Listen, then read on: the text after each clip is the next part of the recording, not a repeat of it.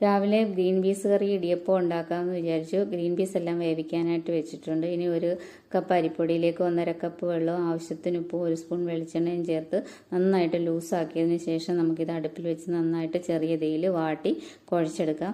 വെള്ളമൊക്കെ പറ്റിയതിന് ശേഷം നമുക്ക് തണുത്തതിന് ശേഷം ഇറക്കി വെച്ച് തണുത്തതിന് ശേഷം ഇതേപോലെ കുഴച്ചെടുക്കാം.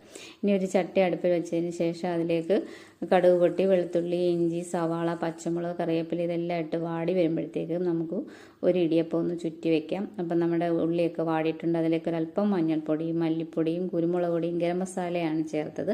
അതെല്ലാം ഒന്ന് വാടി വരുമ്പോഴത്തേക്ക് നമുക്ക് വേവിച്ച് വെച്ചിരിക്കുന്ന ഗ്രീൻ പീസും ക്യാരറ്റും ഉരുളക്കിഴങ്ങും കൂടി ഇട്ട് വേവിച്ചാണ്. അത് ചേർത്ത് ഒരല്പം വെള്ളവും ചേർത്ത് നന്നായിട്ടൊന്ന് തിളച്ച് വരട്ടെ.